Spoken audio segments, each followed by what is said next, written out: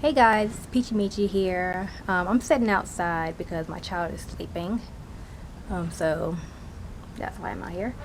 I'm gonna do, I guess it's a little talk about motherhood. I am a first time mother. I have a 2-year-old toddler. He can be challenging at times. It could be a little overwhelming, especially being that I'm not living anywhere near family because I'm basically like across the country now. I had to basically just depend on babysitters or daycare, mainly daycare, to watch my kid because I'm also going to school. But this is just a talk for first time moms. So I had my child 2 years ago, well, almost 2 years ago. So for me, I've always wanted to have children, and I just, adjusting to how different it is because when you have a kid, you literally have to drop everything and just anything, and everything's about them at this point because you want to provide for them and make sure that they have a good, healthy life in the future, you know. But there's like ups and downs. Like for me, my child is like, he's very whiny, and I'm sure some of you guys can relate, because they say, oh, it gets better, it gets easier. I guess that's true in some aspects. It just depends. So I don't know.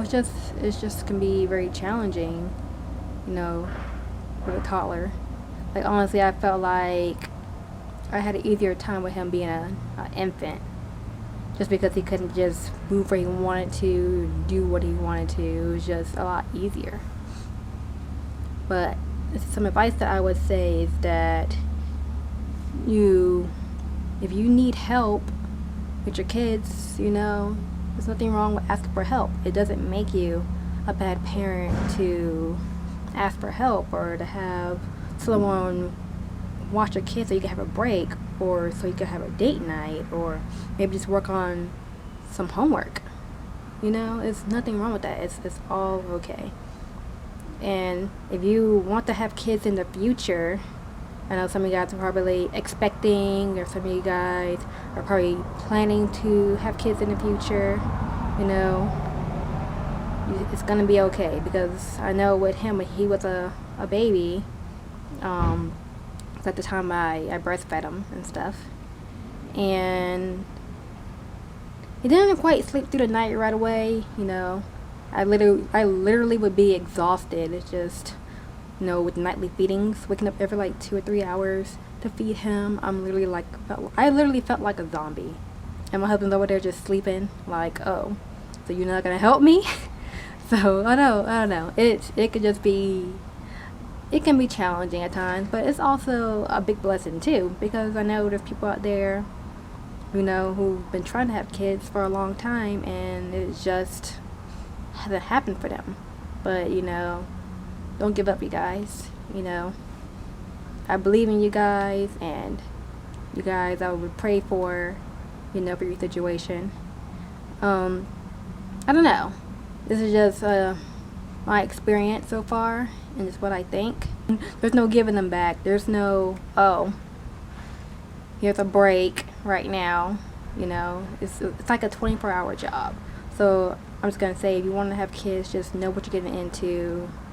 Just talk to other moms who have kids, and just to get a perspective and an idea. Some people love children. Like I have a cousin, she has 2 kids now, and she loves it.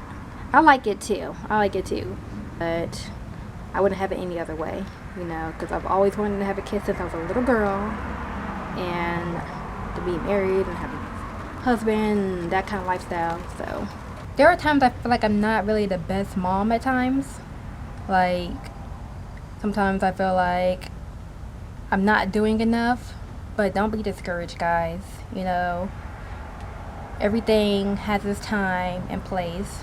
Like there's kids out there that are like talking and walking and crawling like at earlier times. And another thing, what you shouldn't do is to compare your child. Don't compare your child to other people's children, because some people you know, maybe have a 6-month-old, your child's probably 6 months old, and your child is like rolling over, holding their own bottles and just doing everything, and then you're looking at your kid and you're just like, why aren't you doing these things? Like, don't do that.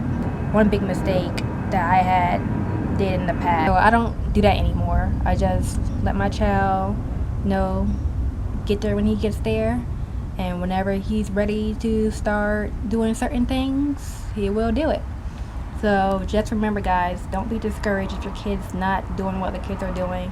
It doesn't mean anything's really wrong, and if you feel like something is wrong, just talk to your pediatrician to decide on what you should do and give you suggestions and ways of how to care for your child and to improve, you know, whatever concerns that you may have. If you guys like these kind of videos, give it a thumbs up, comment, and subscribe.